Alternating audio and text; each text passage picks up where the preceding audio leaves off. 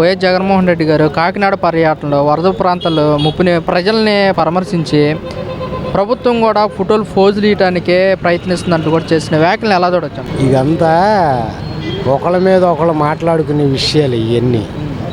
అదే జగన్ అయితే స్పాట్లో వాళ్ళకి ఎంతో కొంత ప్రకటించేసేవారు ప్రభుత్వం అతను నడిపితే. అర్థమైందా? ఈ ఫోటోలు పోజులు దానికి అది ఇది లజ్జేస్తున్నారు, ఈ బోర్డులు పంపిస్తున్నారు, ఈ సొల్లు కబుర్లు తప్పితే ప్రభుత్వం ఒక నడక మీద నడుద్దామనే ఆలోచన మాత్రం ఎవరికి లేదు. అర్థమైందా? ఎవడు స్వార్థం కోసం వాడు ఉన్నాడు. ఒక విషయం అనుకుందాం, మనం జగన్ అసలు ఎందుకు ఓడిపోయాడు? అన్నీ ఇచ్చాడు, ఎందుకు ఓడిపోయాడు? ఇవన్నీ బూటపు నాటకాలు, బినామీలు, ఇవన్నీ వాళ్ళు చుట్టుకొని బయటికి కనపడకుండా ఉండటం కోసం వాళ్ళని జగన్నే పద్దాకా అదని ఇదని అంటూ ఉంటారు.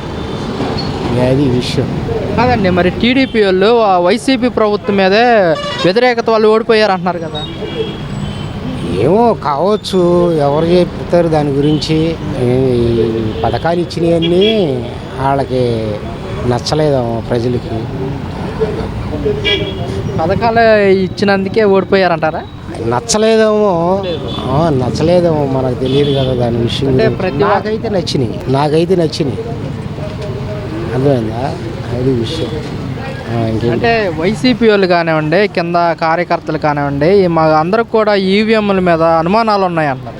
అది అసలు మొత్తం అందరు తెలిసిందే. అది మొత్తం దేశాలు చెప్పుకునేవి లోక్సభలో మాట్లాడుకుంటున్నారు. దాని గురించి అన్నీ తెలిసినవి, అన్ని రకాలుగా జరిగినాయి అనుకుంటున్నారు. మరి అవి ఎప్పుడు బయటపడతాయో, అది నిజమో వస్తుందో మరి ఎవరికి తెలియదు కదా. అది ఆ చేసినోడికి తెలుసు, ఆ దేవుడికి తెలుసు. అయితే వాళ్ళు ఏమంటున్నారు టీడీపీ వాళ్ళు, వాళ్ళ ప్రభుత్వం అధికారంలో ఉంది కదా, మేమెందుకు అలా చేస్తామని టీడీపీ వాళ్ళు అంటున్నమాట. అది కరెక్టే అనేది. వాళ్ళ ప్రభుత్వం ఉంది కరెక్టే. వాళ్ళ ప్రభుత్వం మళ్ళీ వస్తుందని వాళ్ళు అజాగ్రత్త వాళ్ళు ఉంటారు, వీళ్ళ మూమెంట్లో వీళ్ళు ఉంటారు. మనం ఎట్లా చేసుకుంటే ఎట్లా బయటపడతాము.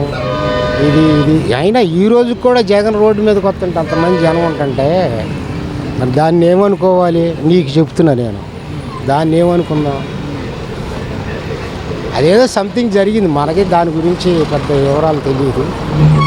అనుకుంటాం, జనం అనుకోవడం కూడా అట్లా అనుకుంటున్నాం. మరి అది ఆ నాయకులు తెలుసుకోవాలి, అవన్నీ మరి ఎప్పుడెప్పుడు తేలుతాయో విషయం. అయితే జగన్మోహన్ రెడ్డి గారు అంటున్నారు, మా ప్రభుత్వం కనుక అధికారంలోకి వచ్చినట్టయితే పిల్లలకు అమ్మఒడి కానివ్వండి, మహిళలకు చేయూత కానివ్వండి అందించే వాళ్ళమని చెప్తున్నారు జగన్మోహన్ రెడ్డి. అందించేవాడే కానీ ఏం ప్రజలకు పనికి రాలేదుగా. అర్థమైందా? ప్రజలకు పనికి రాలా, పనికొస్తే మరి గెలిచేవాడు అనుకోండి. పేద ప్రజలకు పనికి రాలా.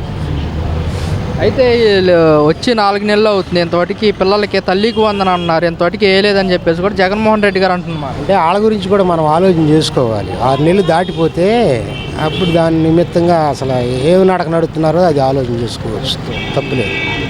మనం గప్పుకుని అనకూడదు. 6 నెలలు అయితే కానీ ఏదైనా చెప్పగలరు.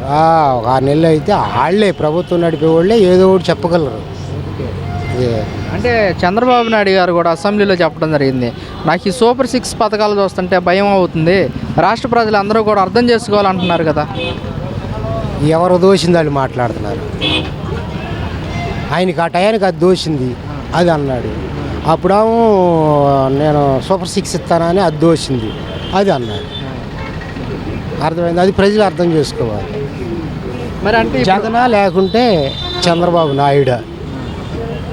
మరి అంటే చెప్పిన పథకాలు అమలు చేయకపోతే మరి ప్రభుత్వం మీద వ్యతిరేకత వచ్చే అవకాశం ఉంది కదా. అదే 6 నెలలు పోయినాక మాట్లాడుకోవచ్చు దాని గురించి. 6 నెలలు పోయిన తర్వాత ఇదే డైలాగ్ వేసేవనుకో నువ్వు, నాకు దానికి సమాధానం కరెక్ట్గా చెప్తాను అన్నమాట. నాకు ఇప్పుడు ఇక్కడ ప్రభుత్వం ఎవరైనా ఒకటే, ప్రజల్ని శుభ్రంగా చూసేవాడే కావాలి మనకి. అవునా కాదు? ఎవరైనా ఒకటే మనిషి, ఎవరైనా మనిషి. ఎవరి స్వార్థానికి వాళ్ళు పోకోకుండా ప్రజలను చూసుకుంటే చాలు. అది నా ఆలోచన. అయితే జగన్మోహన్ రెడ్డి గారు అంటున్నమాట ఏంటంటే ఈ 4 నెలలు అవుతుంది కదా, ఎప్పుడు చూసినా జగన్నామమే పలుకుతున్నారు, ప్రజల పక్షాన కానీ ప్రజల సమస్యలు తీర్చట్లేదు అని చెప్పేసి జగన్మోహన్ రెడ్డి గారు అంటున్నమాట. నా మాట కరెక్టే. ఒక 6 నెలలు ఆగితే అప్పుడు ఆయన మాట కూడా కరెక్ట్ అవుతుంది. 6 నెలలు ఆగితే ఆయన మాట కూడా కరెక్ట్ అవుతుంది. జగన్మోహన్ రెడ్డి గారు ఏమన్నారో అవి కూడా కరెక్ట్ అవుతుంది. 6 నెలలు చూడాలి కదా మనం.